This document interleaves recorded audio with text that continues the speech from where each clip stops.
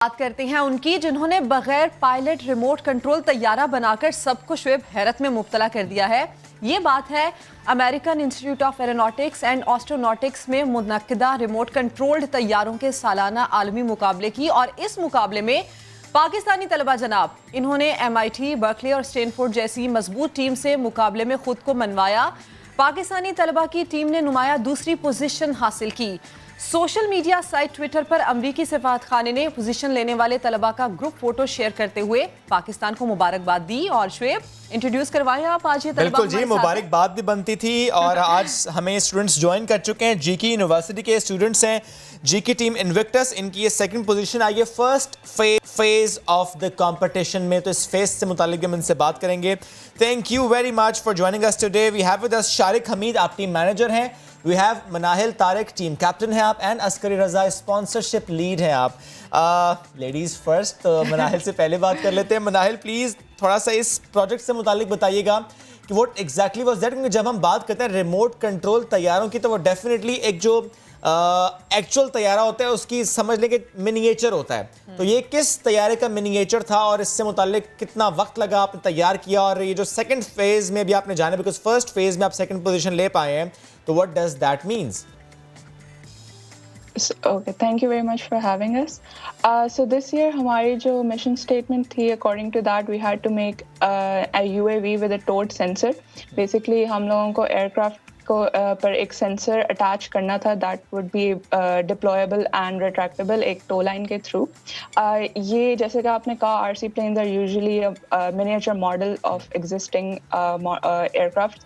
تو یہ آپ کہہ سکتے ہو کہ ایک surveillance یا ایک weather انفارمیشن گیدرنگ جو پلینز ہوتے ہیں ان کی ایک سارٹ آف ایک تھوڑی سی ریپلیکیشن ہوگی، بیکاز آپ کو یہ ٹوڈ سینسرز ان میں اکثر مل جاتے ہیں. And so coming to the timeline لائن، سو ہم لوگ کی یوزلی اراؤنڈ اگست سپٹمبر ہم لوگ کو ہماری مشن اسٹیٹمنٹ ملتی ہے. After that we have about 3 months جس میں ہم اپنا پروپوزل ڈیزائن کرتے ہیں and we send it over to آیا، جو کہ اس کے بعد ایکسیپٹ ہوتا ہے. تو then we have to submit our report and ہمارا پھر فلائی آف ہوتا ہے which was coming up in April. تو right now we've just pass through first phase, the proposal phase, جس میں ہماری سیکنڈ پوزیشن آئی تھی. اچھا، فرسٹ فیز ہے اس میں پروپوزل دیا اور اس میں سیکنڈ پوزیشن آئی ہے. مناہل آیا. شارق آپ ہمیں یہ بتائیں کہ کتنی ٹیمز تھیں اس مقابلے میں اور یہ مقابلہ اس کی ڈیوریشن کیا تھی، کتنے لوگوں نے اس میں حصہ لیا، کتنے وقت یہ چلا مقابلہ؟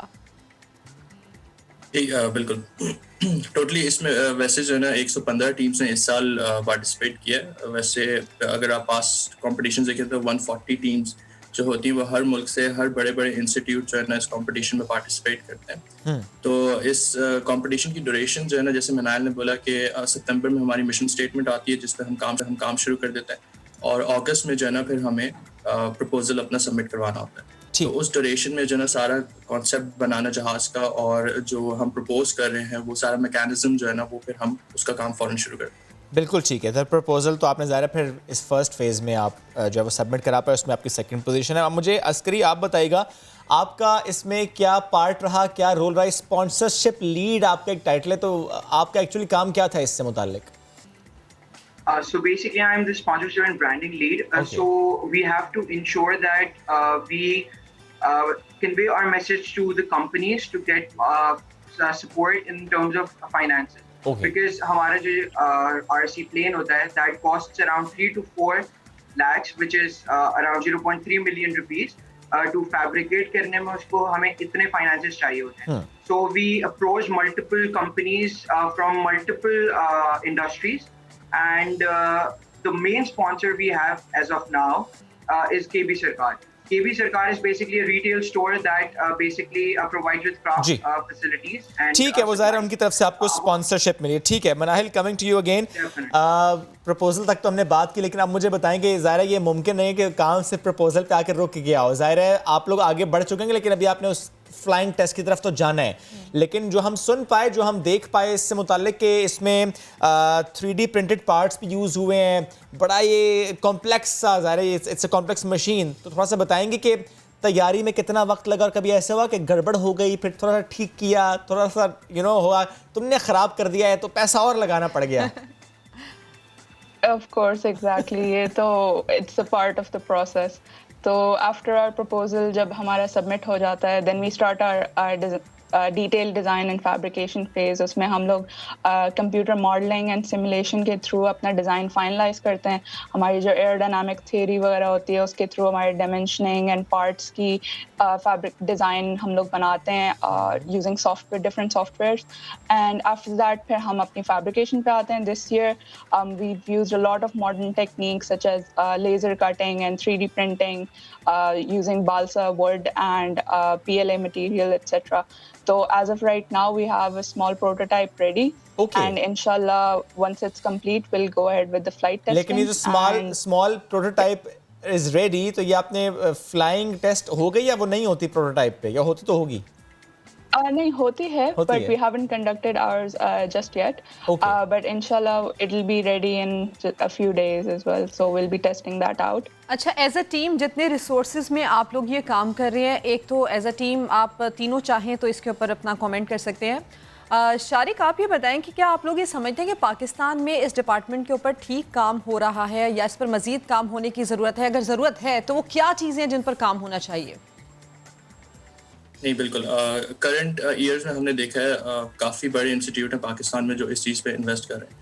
بٹ ایشو اس کہ صرف انسٹیٹیوٹس جو ہے نا وہ اس چیز پہ انویسٹ کرتے ہیں اور جو جن کے پاس یہ ریسورسز اویلیبل نہیں ہوتی ان کے پاس بہت ٹیلنٹ ہوتا ہے پر وہ اس چیز سے محروم رہ جاتا ہے.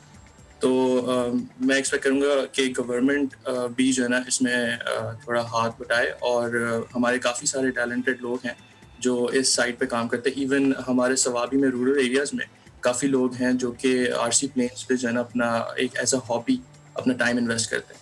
ایسا ہی کراچی میں بھی ہے شارق، ایسا ہی کراچی میں بھی، یہاں پر بھی بہت سے لوگ RC پلینس پر انویسٹ کرتے ہیں، ان کی ہابی ہے. ہم نے اس پر ایک سیگمنٹ بھی ریکارڈ کیا تھا.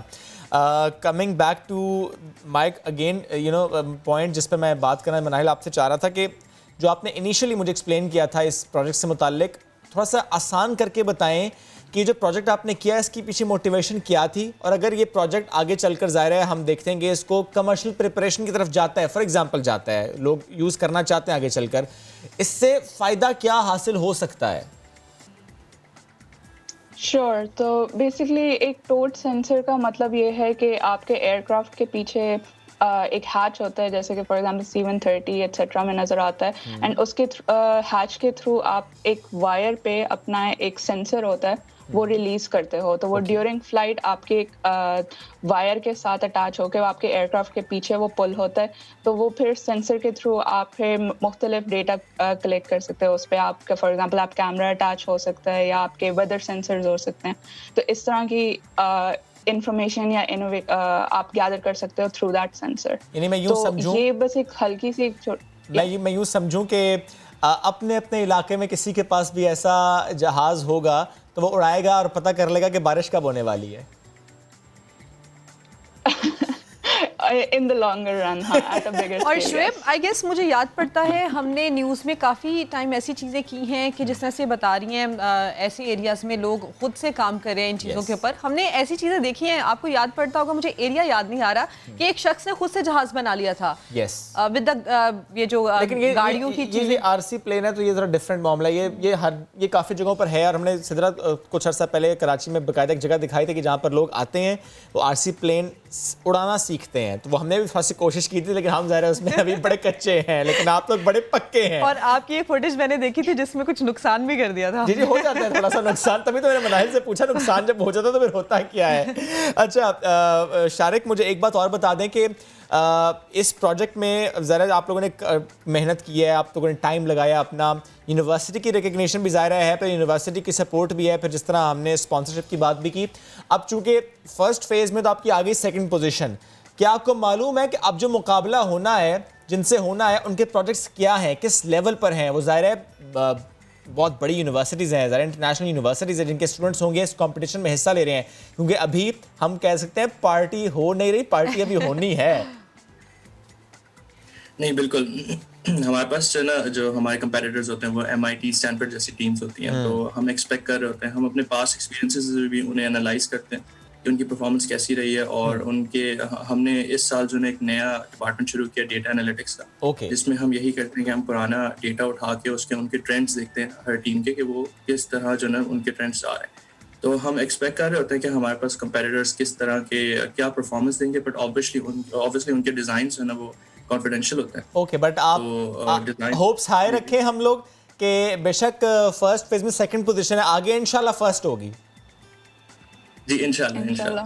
انشاءاللہ wish you all the best to the team. بہت اچھا کام آپ لوگوں نے کیا ہے فرسٹ فیز میں سیکنڈ, اور انشاءاللہ پورے قوم کی دعائیں جی آپ کے ساتھ, کیونکہ ظاہر ہے آپ لوگ جو کام کرتے ہیں, جو محنت کرتے ہیں, اس میں اپنا ٹائم لگاتے ہیں, انرجی لگاتے ہیں, اس کا ریزلٹس ہمیں نظر آتے ہیں. وش یو آل دی بیسٹ کہ آپ انشاءاللہ اگلے فیز میں جا کر ٹاپ کریں گے. چلیے جی.